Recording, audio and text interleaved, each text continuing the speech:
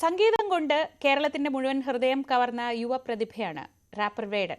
വിവാദങ്ങൾക്കൊക്കെ അപ്പുറത്ത് വേടനെയും വേടന്റെ പാട്ടുകളെയും നെഞ്ചേറ്റുകയാണ് ഈ സമയത്ത് നമ്മുടെ യുവാക്കളെല്ലാം.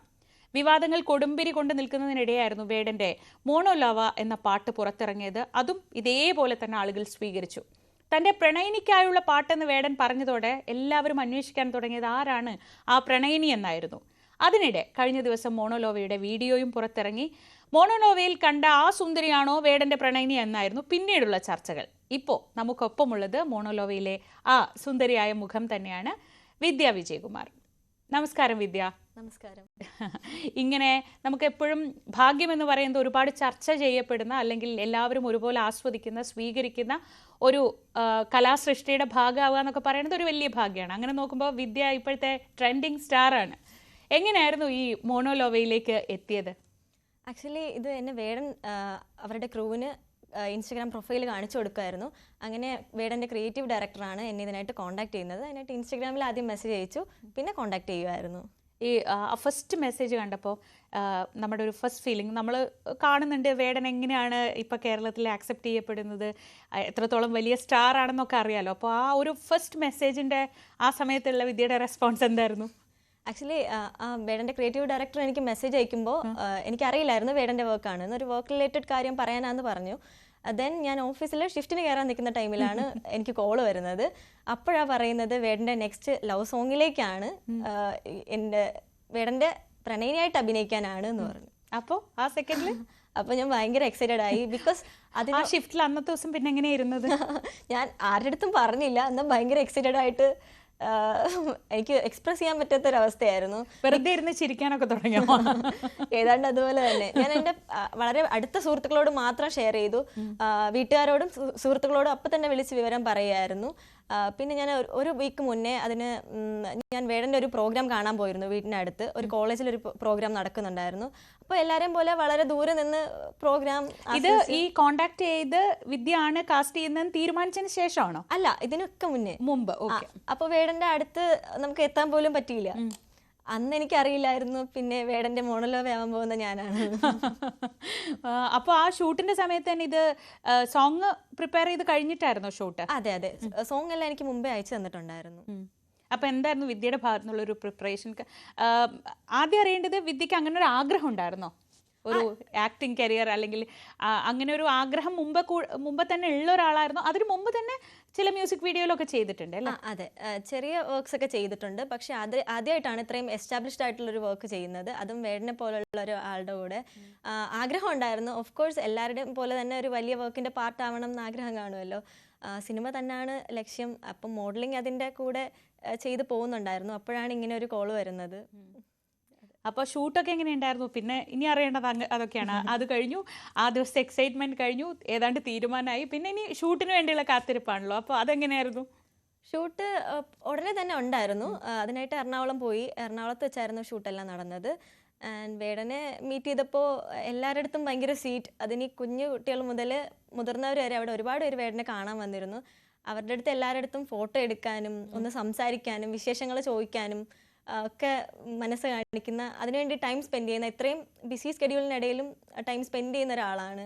നമ്മൾ തന്നെ വർക്കിൻ്റെ ഇടയ്ക്കൊക്കെ എക്സോസ്റ്റ് ആയിട്ട് നിൽക്കുമ്പോൾ പോലും വേടൻ എല്ലാത്തിനും സമയം കണ്ടെത്തുന്നത് കണ്ടിട്ട് ഞാൻ തന്നെ അത്ഭുതപ്പെട്ടു പോയിട്ടുണ്ട്. ഷൂട്ടൊക്കെ ഏത് സമയത്തായിരുന്നു? ഈ ഷൂട്ടൊക്കെ നടന്നത് ഏത് സമയത്തായിരുന്നു? ഈ വിവാദങ്ങളൊക്കെ നടക്കുന്നതിന് മുമ്പായിരുന്നോ അതിന് ശേഷമായിരുന്നു? അതിനൊക്കെ മുമ്പായിരുന്നു. ഓക്കെ. അതിനുശേഷമാണ് വിവാദങ്ങളൊക്കെ. അപ്പോൾ ഒരു വിഷമമൊക്കെ തോന്നി? നമുക്കറിയാവുന്ന, നമുക്ക് വളരെ നല്ല ആളെന്ന് നമുക്ക് ബോധ്യമുള്ള ഒരാൾക്കെതിരെ ഇങ്ങനെ വാർത്തയും ഒക്കെ വരുമ്പോൾ വിദ്യയുടെ ഒരു ഫീൽ എന്തായിരുന്നു ആ സമയത്ത്? ആ സമയത്ത് എല്ലാരും പോലെ തന്നെ ഉറ്റുനോക്കുമായിരുന്നു. വേടന്റെ ഫാൻസിനെ ഒക്കെ പോലെ നമുക്ക് വിഷമമായിരുന്നു എന്നല്ല? വിഷമം ഉണ്ടായിരുന്നു. പിന്നെ എൻ്റെ വർക്ക് അത് ഡിലേ ആവുന്നുണ്ടായിരുന്നു നല്ല. അപ്പം നമ്മൾ ആദ്യമായിട്ട് ചെയ്തിട്ട് ഒരു ഡിലേ വരുമ്പോൾ ഉള്ള എല്ലാ തരത്തിലുള്ള മാനസിക സംഘർഷങ്ങളിൽ കൂടിയും കടന്നു പോയിട്ടുണ്ട്. ഇനി ഇറങ്ങുമോ എന്നുള്ളൊരു ക്വസ്റ്റ്യൻ വരെ ഞാൻ ഫേസ് ചെയ്തിട്ടുണ്ട് പലരിൽ നിന്നും. അപ്പോൾ അങ്ങനെ കുറച്ച് സിറ്റുവേഷൻസിൽ കൂടി കടന്നു പോയിട്ടുണ്ട്. അത് കഴിഞ്ഞിട്ടാണ് പാട്ട് ഇറങ്ങുന്നത് അല്ലേ? ആദ്യം പാട്ട് ഇറങ്ങുന്നത് ഈ ഒരു വിവാദം കഴിഞ്ഞ ഉടനെ ആയിരുന്നല്ലോ ആ പാട്ട് വരുന്നത്. പാട്ട് വരുമ്പോൾ തന്നെ എനിക്ക് തോന്നുന്നത് എല്ലാവരും ഇത് വേടൻ്റെ പ്രണയിനിക്ക് വേണ്ടിയുള്ള പാട്ടാന്ന് പറഞ്ഞോടുകൂടി ഈ പാട്ട് വേറൊരു തരത്തിലാണ് തരംഗമായത്. ഇതുവരെയുള്ള വേടൻ്റെ പാട്ടുകൾ പോലെ അല്ലായിരുന്നു. എനിക്ക് തോന്നുന്നു വേടൻ്റെ ഫസ്റ്റ് ലവ് സോങ് ആണ് അല്ലേ? അപ്പോൾ ആ തരത്തിലും എല്ലാവരും അത് ചർച്ച ചെയ്യണ്ടായിരുന്നു. അപ്പം ഈ നായിക സൈഡിലിരുന്ന് എന്തായിരുന്നു ചെയ്തുകൊണ്ടിരുന്നത്? ഇല്ല, അന്ന് ഞാനൊരു സ്റ്റോറി പോലും ഇട്ടിട്ടുണ്ടായിരുന്നില്ല. ആ പാട്ട് ഒരു അപ്രീസിയേഷൻ പോസ്റ്റ് പോലും ഇല്ല. ഇല്ല. ഞാൻ വിചാരിച്ചു എന്ന് ഇറങ്ങട്ടെ, വീഡിയോ സോങ് ഔട്ട് ആവട്ടെ, എന്നിട്ട് പറയാം എന്നുള്ള ഇതിൽ ഇരുന്നത്. പക്ഷെ എങ്കിൽ തന്നെ ആ ടൈമിൽ തന്നെ ഒരുപാട് പേര് എനിക്ക് മെസ്സേജ് അയക്കുന്നുണ്ടായിരുന്നു, ഇനി വിദ്യ എങ്ങാനും ആണോ. അതെങ്ങനെ ആ പാട്ടിനെ പറ്റി അപ്പോൾ ആർക്കും ഒന്നും അറിയില്ലല്ലോ, അതിന്റെ വീഡിയോയെ പറ്റി ഒന്നും അറിയില്ല അല്ലേ? വിദ്യ വേറെ എവിടെയോ പറഞ്ഞത് കേട്ടു, അതായത് ഈ പാട്ട് ഇറങ്ങും മുമ്പ് തന്നെ ഈ മോണോലോവ വിദ്യയാണോ എന്നുള്ള ഒരു ചോദ്യം പലരുടെ ഭാഗത്തുനിന്നും ഉണ്ടായിരുന്നു അല്ലേ? ഉണ്ടായിരുന്നു. അത് എന്തുകൊണ്ടാണെന്ന് എനിക്കറിയില്ല. മേ ബി വേടൻ എന്നെ ഇൻസ്റ്റഗ്രാമിൽ ഫോളോ ചെയ്യുന്നുണ്ട്, അപ്പം അതുകൊണ്ടൊക്കെ ആയിരിക്കാം ഇങ്ങനെ വേടന്റെ ഫാൻസ് കണ്ടുപിടിച്ചതായിരിക്കാം. തപ്പി കണ്ടുപിടിച്ചു. അത് കഴിഞ്ഞിട്ടാണ് മോണോലോവ വരുന്നത്. വേടൻ പലപ്പോഴായി സ്റ്റോറിയിലൊക്കെ അല്ലെങ്കിൽ പോസ്റ്റിലൊക്കെ വേടൻ്റെ പ്രണയിനി എന്ന് പറഞ്ഞൊരു കുട്ടി 1-2 തവണയൊക്കെ നമ്മൾ കണ്ടിട്ടുണ്ട്. പക്ഷേ എന്നിട്ട് എല്ലാവരുടെയും ചോദ്യം ഇത് തന്നെയാണ് ഒറിജിനൽ മോണോലോവ എന്നായിരുന്നു. അത് വിദ്യ നേരിട്ടില്ല ആ ചോദ്യം. ഞാൻ എൻ്റെ അടുത്ത് നേരിട്ട് തന്നെ വന്ന് ഒരുപാട് പേര് ചോദിച്ചിട്ടുണ്ട്. എൻ്റെ അടുത്ത്, എൻ്റെ ഫ്രണ്ട്സിൻ്റെ അടുത്ത്, ഫാമിലിയുടെ അടുത്ത്, എല്ലാവരുടെ അടുത്തും ചോദിക്കുന്നുണ്ട്. ഒരു പരിധി കഴിഞ്ഞപ്പോൾ എനിക്കത് ആ ക്വസ്റ്റ്യൻ ഫേസ് ചെയ്യാൻ കുറച്ച് ബുദ്ധിമുട്ടായി തുടങ്ങി. അപ്പോൾ ഞാൻ തന്നെ എൻ്റെ ഇൻസ്റ്റഗ്രാമിൽ ഷെയർ ചെയ്തുണ്ടായി ഞാനല്ല വേടൻ്റെ പ്രണയിനി എന്നുള്ളത്. പിന്നെ മിസ്ലീഡിങ് തംബ്നെയിൽസും ക്ലിക്ക് ബൈറ്റ്സും ഒക്കെയാണ് അതിലേക്ക് ഇടവരുത്തിയത്. ഞാനൊരു ഇൻ്റർവ്യൂ കൊടുത്തപ്പോൾ അങ്ങനെ അതിന്ന് ആ ഭാഗം മാത്രം സ്ഥിരമായിട്ടുള്ള അല്ലേ? ഏതെങ്കിലും ഒരു വാക്കാണോ, ഒരു വാചകമായിരുന്നു? എന്താണ് വിദ്യക്ക് ഇത്രയും വലിയ പണി തന്നത്? ആക്ച്വലി ഞാൻ ഒരു കോളേജിൽ പരിപാടി നടന്നപ്പോൾ കണ്ടു എന്നുള്ളത്, വേടനെ ആദ്യമായി കണ്ടത് കോളേജിൽ വെച്ച്, അങ്ങനെയൊക്കെ കുറച്ച് ഒറ്റ വാചകം, വേടനെ ഞാൻ ആദ്യം കണ്ടത് കോളേജിൽ വെച്ചായിരുന്നു, അത്രയും മതിയായിരുന്നല്ലോ? അത്ര മതിയായിരുന്നു. പിന്നെ ഈ വൈറലാവുക എന്ന് പറയുന്ന ഒരു പ്രത്യേകതരം ഫീലാണ്. നമ്മൾ വെറുതെ ഇരിക്കുമ്പോൾ പെട്ടെന്ന് വൈറലാവുക, ആ ഫീലിനെ എങ്ങനെ നേരിട്ടു? കാരണം എല്ലാവരും ഉറപ്പായും അതെങ്ങനെയാവും നമുക്ക് ഊഹിക്കാവുന്നതേ ഉള്ളൂ. ഇത് തന്നെയാണോ? ഫോളോവേഴ്സിൻ്റെ എണ്ണം പെട്ടെന്ന് കൂടിയോ? എങ്ങനെയായിരുന്നു അത്?